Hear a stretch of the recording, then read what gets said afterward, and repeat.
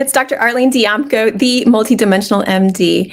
I'm so happy to be here, and I just got back from my 20th anniversary trip. So I'm just happy to share with you some things that I would like to talk about today about nourishing the thyroid. And I'm going to go over the role of the thyroid as well as signs and symptoms of an over or underactive thyroid, minerals that help to nourish the thyroid, and then some clarification on dietary notes to just clear up any confusion about the diet and the thyroid. And I'll also go over the mental emotional aspects of the thyroid. And the last thing I'm going to go over is the spirit and the thyroid, because as always, this is a multi-dimensional approach. So for the first part, the role of the thyroid and signs and symptoms of under or overactive thyroid. So, your thyroid helps to regulate so much in the body. It regulates your metabolism, which means that it helps to maintain your growth and your energy. It helps with brain development. It also helps to maintain the function of the heart and the muscles, the bone, and digestion. And the thyroid doesn't work in isolation. Of course, it works with the rest of the body, in particular, the rest of the endocrine system, including your pituitary and hypothalamus, which are your master glands and are sending messages to thyroid. The thyroid is sending messages back. Your adrenal glands producing those stress hormones that sit on top of the kidneys are also interacting with your thyroid. Your ovaries, your testes. So all of those endocrine organs that are either in the midline or symmetric to it are very important for thyroid function. So to keep in mind, we're going to be focusing on the thyroid, but the thyroid does not work in isolation. So let's go on to minerals that help nourish the thyroid. So, excuse me, I need to go over the signs and symptoms of over and underactive thyroid. So it seems that if you have an underactive thyroid, that basically everything seems to slow down. Your energy can be lower, your heart rate can decrease, your overall metabolism goes down, which means that you can get some weight gain, some swelling. Everything is more sluggish, so you might not move your bowels as well. You could feel more constipated. Your skin might be dry, your nails might be more brittle. You can get aches and pains in your muscles. You could get cold more easily. You may not sweat as much. Your periods may be irregular or heavier, and you can be feeling down. And then if you have an overactive thyroid, everything seems to speed up. So you could feel more hyperactive or have more energy, but it could be fleeting as well. So you could actually get some fatigue, and your heart rate could increase. You might get some racing heartbeats or palpitations. You have an overall increased metabolism, which means that you could lose weight. Your bowels could move more quickly, which means you could have loose stools or diarrhea. Your periods could be shorter or lighter. You can get hot more easily. You could have increased sweating, and you could feel more jittery nervousness and anxiety. So with both of them, it can affect your mood, but it may just be that's more of that the overactive or just like that nervousness and jitteriness of anxiety versus like the not wanting to move and feeling really down and not wanting to get out of bed of depression. And there can be overlap as well. And it is possible for the thyroid to swing. So you could have an overactive thyroid and then it burns out and becomes underactive, like with Hashimoto's, or vice versa. So that's to keep in mind. So these are not hard rules, but to get an idea of how your thyroid helps you. So we're going to go on to minerals that help nourish your thyroid. So one of the most important ones, of course, is iodine. And the thing with iodine is like you can't have too much and you can't have too little. So the thyroid hormones, you have you have many different thyroid hormones, but we tend to focus on the T4, which has 4 iodine atoms, and T3, which has 3 iodine atoms per molecule. So you can see how that iodine can be really important. And iodine deficiency is actually fairly common, and it's good to be able to measure that if you have any concern at all. So you can do a urinary iodine test, and you should have a bare minimum of 100 micrograms per liter. So for pregnant women, that number can go up to about 200 micrograms per liter. If there's any question, if you have any symptoms of thyroid issues, then check a urinary iodine concentration, and that will give you an idea if you're getting enough in your diet. You don't want to have high doses of iodine again, but you can for for pregnant women, you need about 200 to 250 micrograms per day. And again, what the amounts you need will vary depending on if you're deficient or not. If you get dumpling, shh. If you get too much iodine, then you could risk your thyroid going too high and having a thyroid storm, and that can create issues as well. So another mineral that is very important for thyroid function is iron. And the thing with iron is that iron can contribute to hypothyroidism or low thyroid. And then thyroid dysfunction can also contribute to iron deficiency. So they kind of go hand in hand. Iron is dumpling. Shh. I'm on a video. The iron is a cofactor for the thyroid peroxidase enzymes, which help create the thyroid hormones. Cofactor means that it's needed for the enzymes to have its function. It's also a cofactor for digestive enzymes. So you can see that if you have iron deficiency, that can just kind of snowball into other mineral deficiencies. Then the thyroid goes off, and it sort of becomes like this cyclical thing. Hypothyroidism, so low thyroid, can also lower the production of stomach acids and lead to lower absorption of nutrients. So we have this nice dance and delicate balance of our nutrition and how our organs function overall. Next mineral is selenium. So selenium is a great antioxidant. The thyroid has the highest concentration of selenium in the body. And it is also a cofactor, so necessary for the enzyme function of a lot of these iodothyronine deiodinases or thyroid enzymes, which helps convert T4 to the more active T3. So sometimes if you're having thyroid symptoms, you could be deficient in some of these minerals. Selenium is also a cofactor for glutathione, which is the major antioxidant in your body, and it helps to protect the thyroid during the processing of thyroxine, because the production of thyroid hormone actually produces like a lot of hydrogen peroxide, and you need antioxidants to help the thyroid from harming itself in the production of the hormones. You can get selenium through Brazil nuts, which is a great source. Even 2-3 a day or a handful a week can be really great. Yes, Dumpling. Hey, Craig. Yes, Dumpling wants the mic. She does. Oh my goodness. So I love to have selenium. I mean, I love to have Brazil nuts. I'll keep them in the freezer just to keep them from turning quickly. And I'll just go in, have a couple a day, or again, like a handful a week. And that seems to help me keep my nutrition levels good. And if you have any question about this, you can also always do a nutrition panel. Genova has a great one.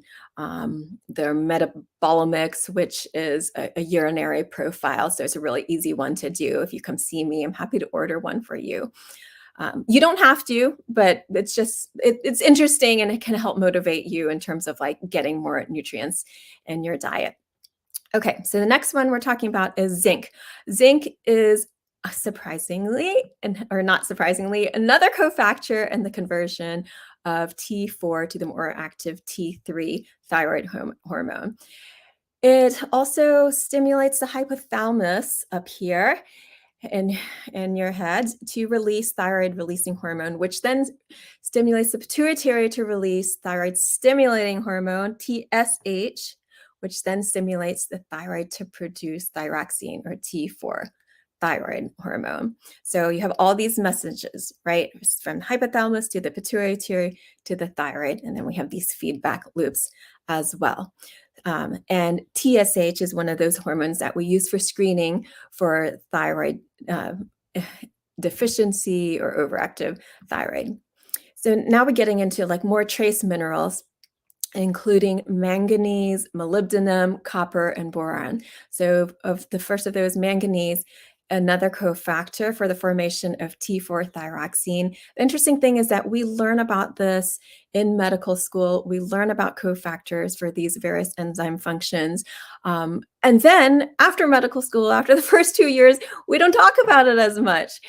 So it's great to circle back around to that basic biochemistry and see what nutrients are needed. And when you look at it, it's like you can tie that into diet, and we can talk about nutrition more and things like that. So it's just having a broader perspective of medicine and function of the different organs. So taking the little details and then putting it into the bigger picture of where is it missing in your diet. So manganese, again, is another cofactor. It is part of manganese superoxide dismutase, which is another antioxidant that helps to protect the thyroid gland. The thyroid gland really needs all these antioxidants because it takes a toll to produce thyroid hormone, and it needs these antioxidants to sort of clean up things to prevent any damage to the thyroid gland. Another trace mineral is molybdenum, which helps release T3, which is your active form of thyroid, from the thyroid gland.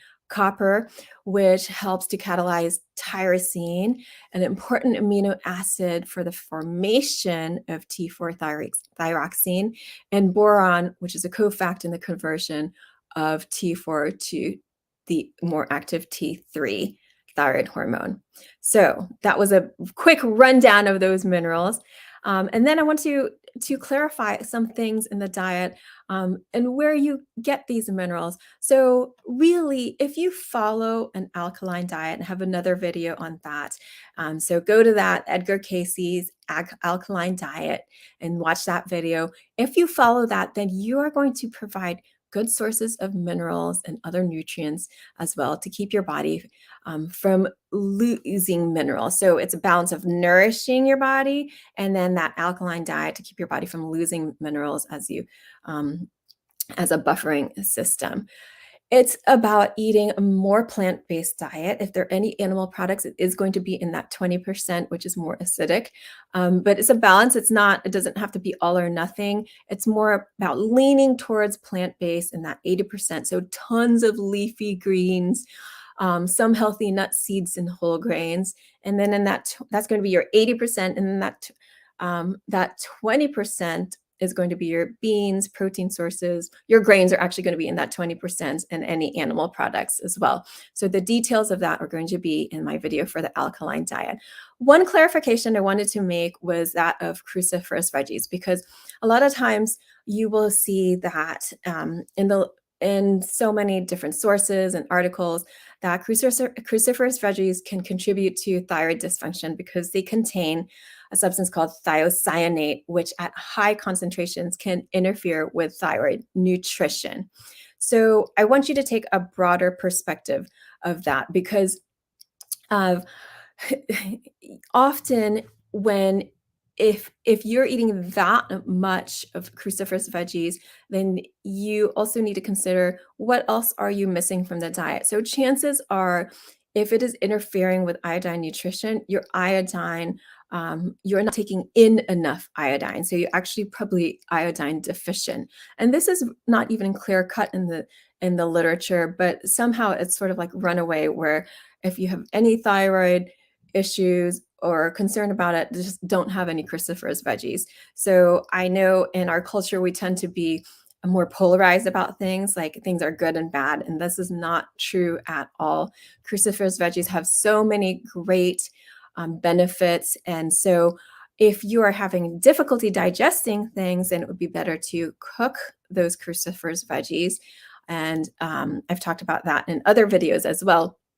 But to consider that the need for iodine in your diet, you can get that from seaweed and from nuts and seeds, from whole grains, from spinach and other green leafies. So to just consider that. A lot of these nutrients, these minerals that I mentioned, you can also get in just small amounts of organ meat. So if you do eat some animal products, then having a small amount of clean organ meats, that's your liver pates, um, and other kinds of organ meats that can be really nourishing. If you don't eat animal products, that's fine. You can get them through vegan sources as well. So next are the mental emotional aspects of the thyroid, which are so important. And it's those many different layers of your energy field. You have so many different layers, but so here we're going to be talking focusing on those mental emotional layers, because your thyroid is right here, is this butterfly shaped organ right here in your neck, right in front of your throat. And so you can imagine that this is about also expressing yourself. So as you speak and as you speak your truth, those vibrations help to massage your thyroid. And consider where in your life you may not be good at expressing yourself.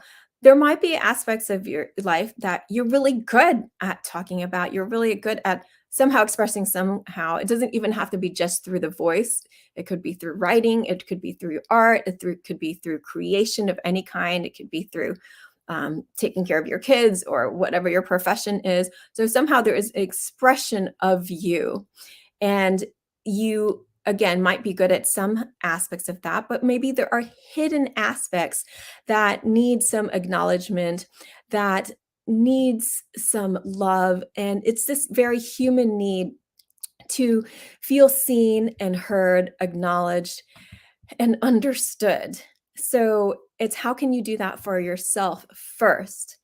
And to really take a moment and pause and consider this and be honest with yourself, because sometimes I've done this for myself as well. It's like, oh no, I'm good. Yeah, of course I'm expressing my truth.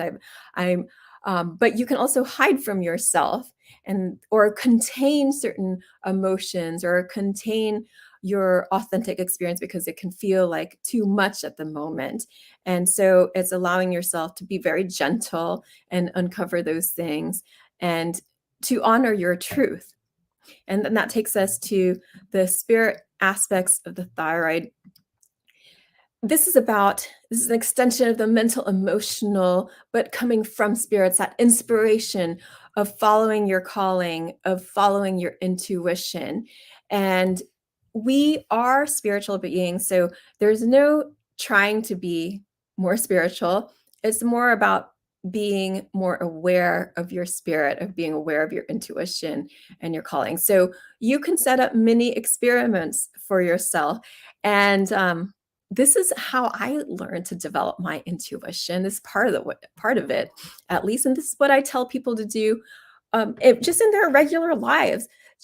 Do it for small things first that don't have much pressure in it. So set up your mini experiments of this is how it feels, or this is what happens, or how my life unfolds if I listen to my intuition, to my heart, to what my gut says, to that feeling in my body that says, go this way. So do it first for the simple things like you're looking for a parking space or trying to pick what to eat off a menu, or deciding like what store to go in if you're looking for something. And just see what happens in your life if you follow it, and then see what happens, free will, if you don't. And chances are things tend to unfold with more ease, or there's something that you need to learn or go through or experience. And I love to do this every moment. Really, anytime you think of it, when I'm driving, if there's traffic, I will do it like, do I go make this turn or that way? And it's just like that instinct, that intuition that comes through. And there's so many ways we could talk about this, but try it out. Those are your mini experiments for the day. And again, do it for the easy things first because it really doesn't matter that much. It's like you'll find a parking space eventually, right? You'll if you're in traffic, you'll get there eventually, but maybe some ways are more efficient than others. See which way you have more fun with, see which way has more ease, see which way that you feel like you grow more with. So that is my little live stream today, all about the thyroid. There are so many other aspects of the thyroid that we could talk about, but I wanted to focus on some of these nourishing aspects and these nourishing minerals. And there are, again, we could talk about more and more layers. This is multidimensional medicine. And I'm so happy for you to be here with me today. If you haven't already, please like and subscribe. There's a button down there. Leave a comment. Let me know where you're from if you have any questions. And you can also follow me on Instagram at All Worlds Health, or on Facebook, All Worlds Health and Pediatrics, on TikTok, The Multidimensional MD, and sign up for my e-love letters. I send them out once a week on Wednesdays from my website, allworldshealth.com.